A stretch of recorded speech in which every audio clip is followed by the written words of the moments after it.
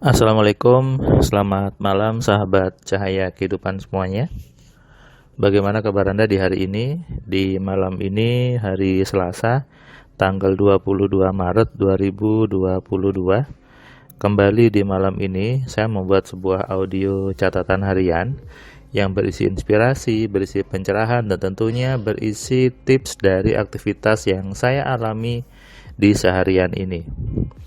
Buat Anda yang baru pertama kali nonton Cahaya Kehidupan, yang baru pertama kali mendengarkan catatan harian, Anda bisa gunakan headset supaya suaranya lebih masuk ke pikiran Anda dan Anda lebih memahami apa yang saya sampaikan. Tadi hari ini saya memulai pagi dengan tiba-tiba gitu ya, si virtual saya ingin sarapan lontong balap. Kemudian setelah saya setelah saya menyuruhnya, tiba-tiba ini bukan kebetulan, tiba-tiba istri saya gitu ya, dia pesen di GoFood. Saya tidak ngomong ke dia, istri saya pesen lontong balap. Saya kaget begitu saya selesai mandi, di meja, loh kok ada lontong balap gitu. Saya tanya, loh kamu pesan ini yang iya gitu. Nah, kebetulan bukan kebetulan. Di dunia ini tidak ada kebetulan. Itu efek dari pikiran kita. Itu yang ingin saya share ke banyak orang, bahwa tidak ada yang namanya kebetulan, semua adalah kebenaran. Artinya apa? Semua kejadian di hidup Anda, di hidup saya, di hidup kita semua, tidak ada satupun yang kebetulan. Berarti tidak ada yang meleset satupun.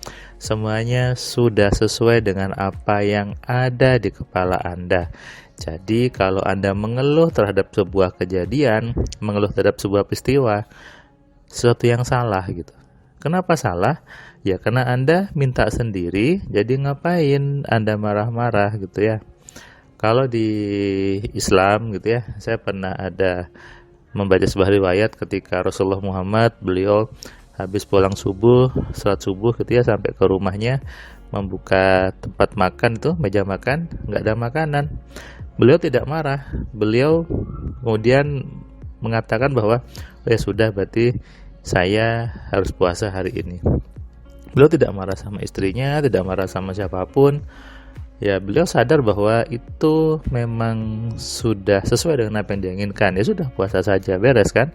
Nah, ini butuh disadari, butuh kesadaran, butuh menerima bahwa seperti itulah hukum yang ada di semesta ini. Jadi mau Anda bantah seperti apapun, memang seperti itu. Ketika Anda mengatakan, enggak Mas Herman, bukan pikiran tapi dari A dari B. No, Anda keliru gitu ya. Makanya kenapa saya buat buku sebagai pengantar, yaitu 10 keajaiban pikiran. Anda bisa cek buku saya, bisa di Shopee, di Tokopedia, atau langsung ke Mbak Ita gitu ya. Di Lazada juga ada. Anda bisa baca, Anda bisa pahami bahwa pikiran itu menjadi kunci, menjadi inti dari terjadinya setiap kejadian. Logika Anda yang membuat itu terjadi. Program di kepala kita yang membuat itu terjadi, bukan kebetulan. Makanya kenapa saya bilang nggak ada gunanya mengeluh, nggak ada gunanya ngomel-ngomel, nggak ada gunanya sakit hati atau sebel sama si A, sebel sama orang A, marah sama si B, nggak ada gunanya. Kenapa? Karena itu adalah efek Anda sendiri. Itu adalah tarikan pikiran Anda sendiri. Sadari ini. Kemudian setelah saya tadi sarapan, saya ada mengajar mahasiswa dulu pagi, kemudian sebentar karena saya hanya ngasih tugas, lalu saya harus ada meeting online Zoom untuk kantor. Tadi bahas project efek Mandalika kemarin gitu ya, bandwidth dan satelitnya. Kemudian jam 10-an, 10.15 saya memberikan kelas AMC online ke seorang laki-laki dari Magelang. Beliau masih muda dan beliau memang sudah sering belajar tentang hal-hal yang berhubungan dengan mistis, tentang hal yang berhubungan dengan sesuatu yang gaib gitu ya. Tapi ketika beliau nonton Jaya Kehidupan, beliau baca blog saya, beliau kaget gitu. Kenapa kagetnya? Loh, kok nggak butuh puasa ya? Kok nggak butuh bertapa, nggak butuh meditasi? Kok bisa ya gitu?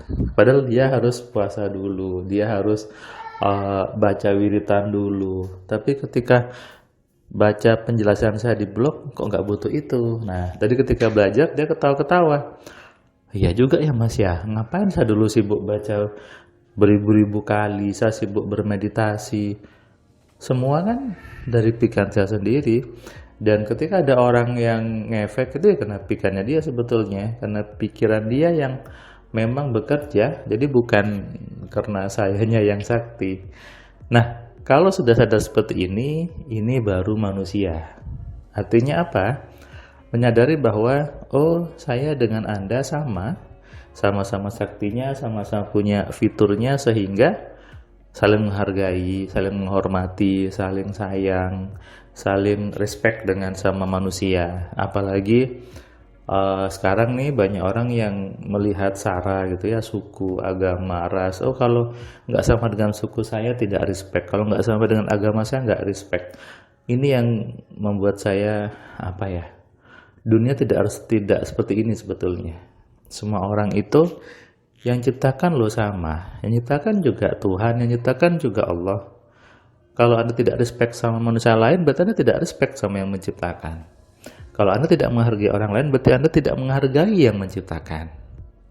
Kalaupun orang itu berbuat jelek, Anda benci perbuatannya, bukan manusianya. Ketika Anda nggak suka dengan tulisannya, yang Anda benci tulisannya, bukan orangnya. Dan juga tidak pantas membenci ya. Ngapain juga ya, lebih baik kita mengisi diri kita dengan kasih sayang, dengan apa ya, kalau bahasa Jawanya ulas asih, sehingga yang terpancar itu ya kasih sayang, dan efeknya Anda selalu dihadirkan orang-orang yang sayang kepada Anda, ditemui orang-orang yang sayang kepada Anda. Saya seringkali di jalan gitu ya, ketemu orang-orang yang saya nggak kenal tapi bantu saya nggak kenal tapi melayani saya di lapangan. Banyak hal saya temui seperti itu. Kenapa? Karena saya menjaga isi pikiran saya dengan kasih sayang. Kenapa? Karena saya baca yang namanya Bismillahirrahmanirrahim, dengan menyebut nama Allah yang Maha Pengasih dan Maha Penyayang. Jadi harusnya isi kepala kita ya kasih sayang. Ketika ngelihat orang, sayang saja, kasih saja, nggak perlu marah-marah, nggak perlu sebel sama orang, apalagi urusan politik.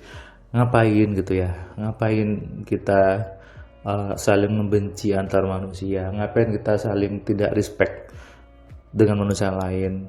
Kalau semua orang punya fitur yang sama, saya dengan Anda juga sama, dengan teman-teman yang nyebut dirinya dukun juga sama, teman-teman yang nyebut dirinya ustadz, siapapun itu sama saja sebetulnya. Fiturnya sama, tubuhnya sama. Makanya saya ingin menyadarkan bahwa semua manusia harusnya saling menghargai, saling menghormati, saling menyayangi. Kenapa? Ketika kita menghargai orang lain, berarti kita menghargai diri sendiri dan kita menghargai Tuhan. Menghargai Allah sebagai pencipta dari manusia tersebut.